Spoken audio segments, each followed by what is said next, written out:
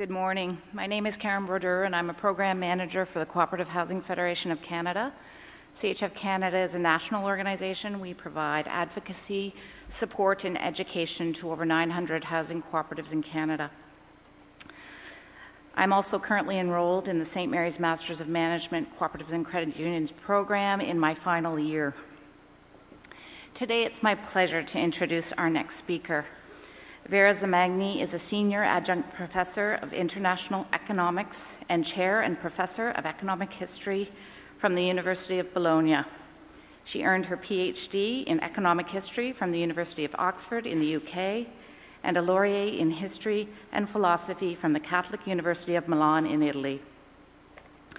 I actually had the pleasure of hearing Professor Zamagni speak in Italy 2 years ago today. I am confident that you will find her talk today both insightful and inspiring. Professor Zamagni will be followed by a commentator, Samira Rajan, CEO of the Brooklyn Cooperative Credit Union. Ms. Rajan started at her credit union as an intern and then becoming a loan officer, chief operating officer, and in 2008, chief executive. Please join me in welcoming Vera Zamagni.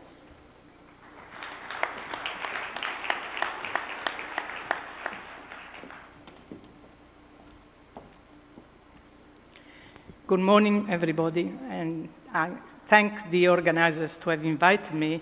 We've been in touch for many years, and therefore I was very pleased to be involved in this very special event.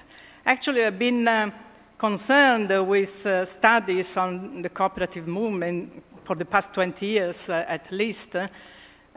Coming from Italy, I have been concentrating mostly on the Italian cooperative movement, but I mean also in comparative terms with the rest of the world. And I've been quite struck by the previous speaker who covered very widely the case of Imola, which is obviously one of my preferred examples when I have to deal with the Italian cooperative movement. But today, the purpose of my presentation is different, and it is twofold. First, to inquire why COPs have had a period of low profile in the past 50 years, in spite of their substantial presence in world economy. I mean, very many other people have tried, in fact, to give us explanations of this strange thing. And I will add my own explanations. The second purpose is to explain why today COPs can live a second life of success after the one they enjoyed in the 19th century. Okay, I set to discuss the first issue, namely reasons for the lack of assertiveness of COPs in the recent past. I have found out 4 reasons. First, the second industrial revolution needed a large requirement of physical capital. Imagine the building up of railways, the building up of electricity distribution, or highways, or steel factories, very capital-intensive operations. To attract all this capital, what was done was to grant capital, all the surplus which was produced in the process, and also power to control the organization of work. Now, this in itself is already a powerful explanation of why there was predominance of capital on all the other aspects of factors of production. But there is a second reason which adds to this.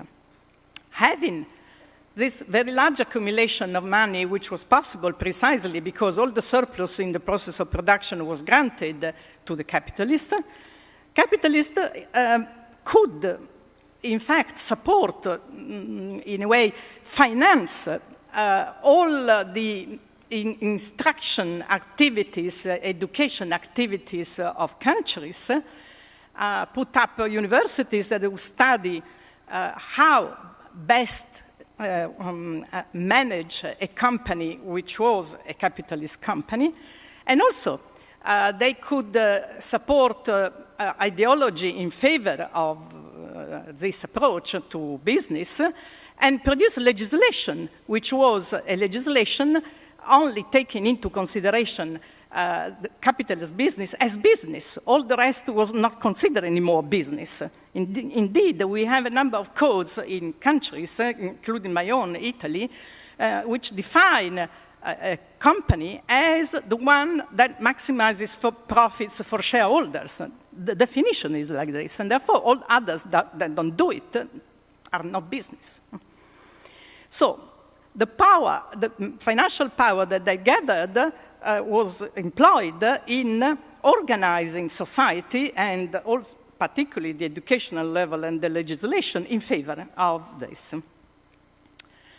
Indeed, it remained in society a number of people who were not in favor, in spite of the efforts, in fact, done to conquer all people around this approach to do business.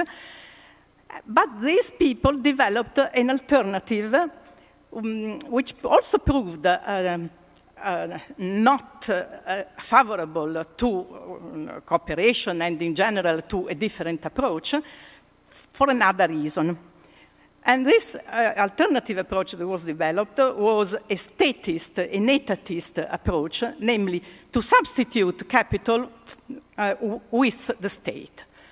Rather than being the capitalists the owners, was the state the owner of all the means of production, and therefore the decision power was in the hands, in fact, of the state rather than capitalists. This did not make much of a difference to common people because in both cases they were incapable, in fact, of participating in the decision-making process and also of receiving a larger amount of benefits from the process itself. And indeed, and this is my fourth aspect of the reasons for lack of assertiveness of COPs, organization of work. In both cases, the organization of capitalist and state-led, the organization of work was hierarchy, and concept of work as dependent work. I would like to elaborate a minute on this concept of dependent work, which, however, was also raised before in the previous talk. The pursuit of work was generally perceived as an exercise in finding a dependent job in the existing context. If a person failed to find work in the existing context as a dependent work, in a way felt lost. The concept of creating work by uniting one's ideas and skills with those of others was set aside and in a way almost lost, particularly for young people. And this made the work, this type of organizational work, made the work monotonous, even menial. Think of the conveyor belt of the assembly line. So that people lost all possibilities to exercise intrinsic motivations in the workplace and consider the work interesting and engaging. And indeed, neoclassical theory defines work as a disutility, precisely because work ended up to be conceived as a very monotonous and unsatisfied kind of activity, to be contrasted to the utility of leisure time.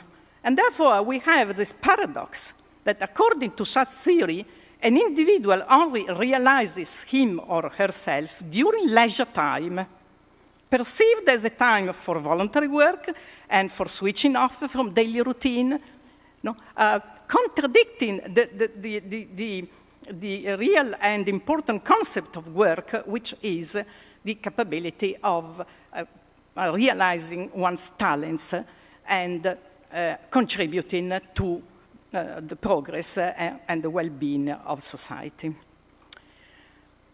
When 2 or 3 years ago, the Nobel Prize was granted to Elinor Ostrom, of whom we will be speaking later on in this conference. She was granted the Nobel Prize together with another American scholar called Oliver Williamson. And Oliver Williamson was the theorizer of precisely this concept of work as hierarchically organized, so much so that he contrasted it with the market, and his best book, more well-known, was Hierarchy and Markets, pointing out how different was this concept of work compared with the one that prevailed before the Second Industrial Revolution and was present also in Adam Smith. Now, by now, I think everybody understands why in such a context, COPs could survive, but not flourish. Because to interpret an organization of this kind, the prevailing organization of this kind by the part of COPs was not at all spontaneous. In a way, I would say that it was contradictory. The good piece of news, and I move to the second part of my presentation, is, for all of us, is that such a context is now changed.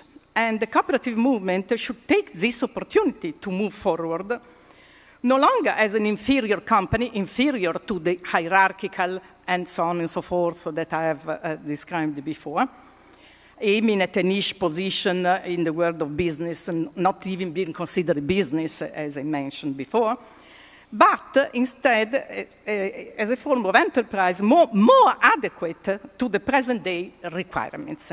So I'm now arguing why the context has changed, and now there is good opportunity for COPs to move ahead.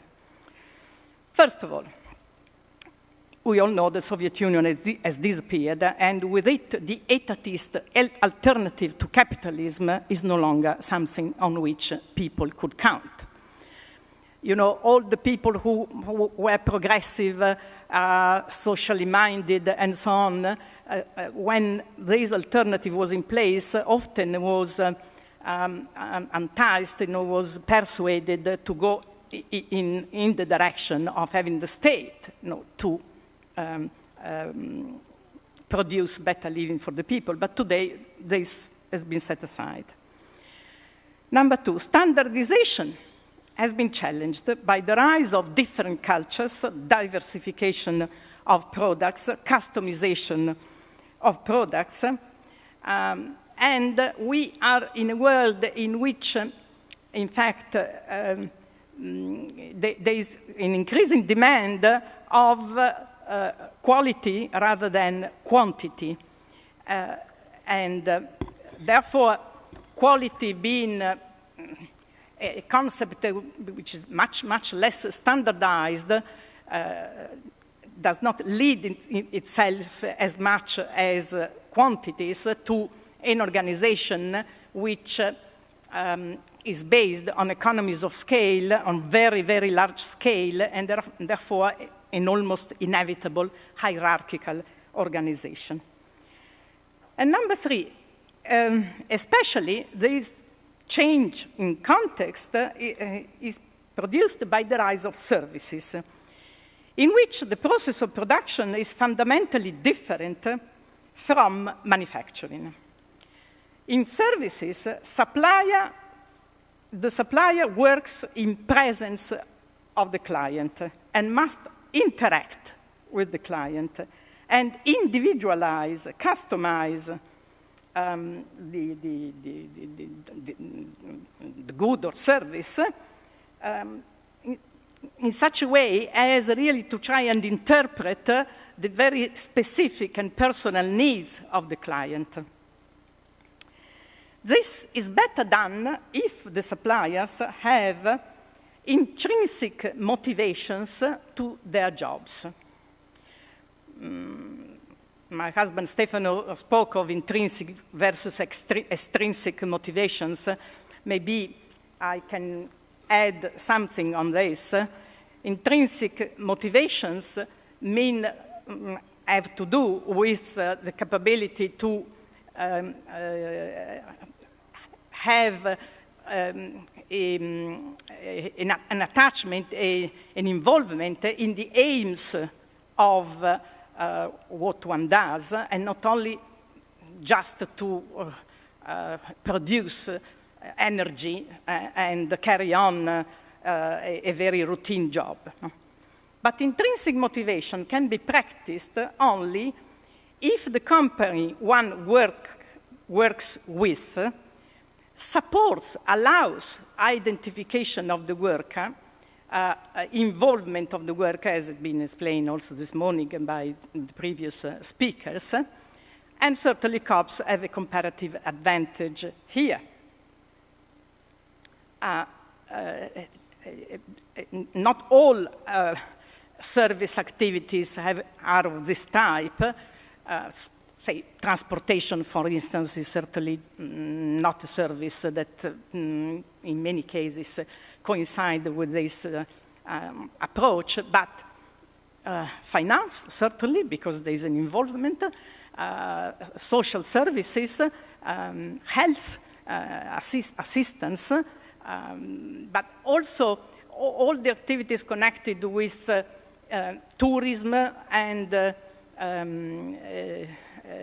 sport activity. No, people must be involved in, and you don't practice sport with somebody who is not good in this and does not help you in.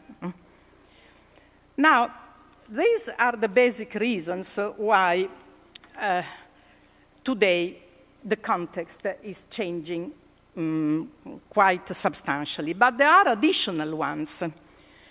For instance, workers are better educated today and thus more likely to be aware of their potential self-realization through their jobs and not just be satisfied with only the financial aspects of their employment.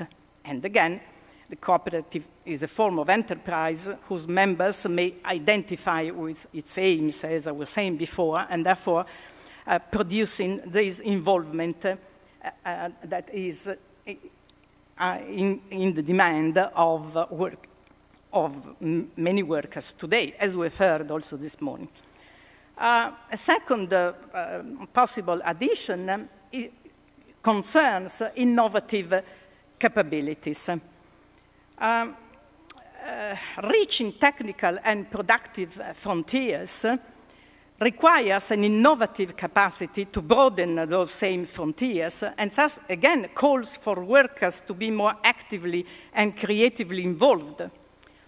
Alfred Marshall spoke of a wasted product in the process of production, and this wasted product was the creative capabilities of workers which are not exploited in full in the capitalist enterprises, but could be in the cooperative. And indeed, he wrote this expression precisely in an article of his concerning cooperative enterprises. Also, tacit knowledge, which is something very important today inside the process of innovative production, is transmitted and is accumulated and transmitted more if workers identify with their activities in the firm. And finally, a vast area of the so-called second-level welfare is emerging, or new welfare is emerging, over and above that which is guaranteed by the state's minimum level. I'm speaking, obviously, of Europe and perhaps also of Canada, not of the United States, because, of course, welfare is very different in the United States.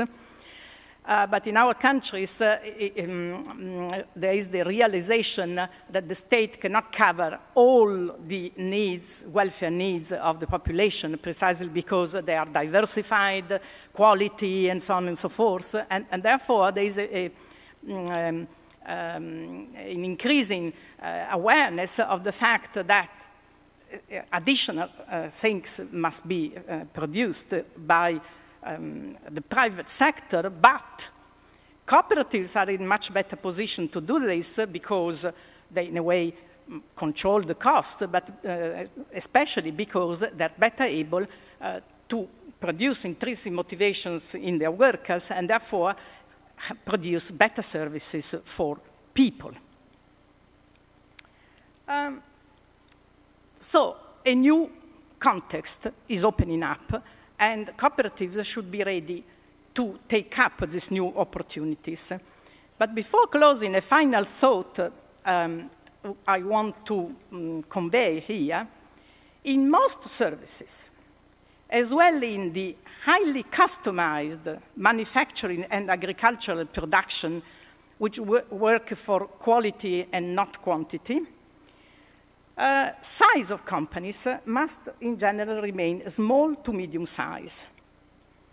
In a way, it is implicit in what I've said that this is inevitable. Quality does not lend itself to economies of scale, and therefore, to have involvement of people and really high up level product, you need companies not to be too large. So the question arises, will these co-ops remain inefficient as a result of the fact that they are small? I think that electronics helps a lot already to improve the efficiency of such companies, and this is the reason why small to medium-sized enterprises in a number of countries, including Italy, have become quite efficient today, quite apart from being cooperatives, because electronics helps them in connecting them onto the rest of the world and producing control on the activities which is capable, in fact, of increasing efficiency. But I think there is a way, an approach that can help more than in the past in allowing these small to medium-sized co-ops to become capable of staying in markets where there are very large corporations, and these are networks. Consortia and groups of co-ops. Now, I've written some time ago an article on this topic, which incredibly was published in a major American journal of business history. It took me 1 year to explain to them what a co-op was, and that co-ops existed. Particularly in Italy, they existed. In the end, they said, okay, well, we publish it. And in this article, I tried to modelize the type of networks that are of help in making the cooperative system more solid. There are horizontal kind of networks in which companies of the same type, co-ops of the same type, say retail co-ops, put together to have common services and to have, for instance, a common wholesale. So horizontal networks. Sometimes these horizontal networks then are a step towards mergers later, and can also produce larger companies, but companies that were not large at the beginning, but formed with the aggregation of smaller ones, and therefore being very rooted in the territory and among people. There are vertical kind of, instead of networks, which allow an entire field to be controlled by co-ops, while each one concentrates on its own particular piece of activity, but all together they really control an entire sector. Or complementary, the complementary is incredibly interesting, because very often the demand is made of very large complex of services. Think of facility management, for instance, and several COPs put themselves together so that they can produce all sorts of services for the same buyer, while remaining rather small and being able themselves to look after the quality and the democratization of the place, but all together being capable of offering a large set of services. There are also financial networks. There are also networks of networks, and this is often in the hands of umbrella organizations. Now, umbrella organizations can play a mere representative role sometime, or political role if you like, but can also play instead many other roles, particularly the role of supporting major transformations of COPs, and sometimes even of being the land of last resort, namely intervening in cases of crisis with not only good suggestions, but especially some financial help, and also often some help from the point of view of managerial capabilities. So even the network of networks can be very useful, not only for representative purposes, but also for these other important purposes. In the Italian case, I have many examples of this, and some crisis situations were really helped in the best possible way to be solved precisely because of the existence of this network of networks. And I drive to my conclusion. The COP movement must not only preserve the past, which is already quite substantial, but if you, in a way, think a minute, is placed often in niche sectors in which capitalists were not very interested in moving. Today, instead, we have sectors in which capitalists try to move, but they do not have a comparative advantage as in the past, because in these sectors of services especially, what is needed is mostly human capital and not so much physical capital. And what is needed is mostly intrinsic motivations and the capabilities to put in place personal relations rather than hierarchy and discipline and work to the book as it is often done in the capitalist side of the economy. And also, today, I think we can all agree on the fact that our advanced societies do not need quantities anymore. The time of enlarging the production of quantities, think of Ford, no? Producing before some few thousand cars, and after the introduction of the conveyor belt, producing 500,000 cars, no? Because nobody had, no? And everybody really wanted to have, and there was a premium on doing this. But today, we are rather dying of quantities, and I think I don't need to argument at this point, and therefore we must move to the quality side. And what is the quality made of? Good work and not menial work. Good relations with other people and not conflicts all the time. Better environment, I've been hearing, of course, many pointing this out. Peace, no? All targets that cooperatives are more able to reach and more prepared to work for than capitalist enterprises. Thank you very much.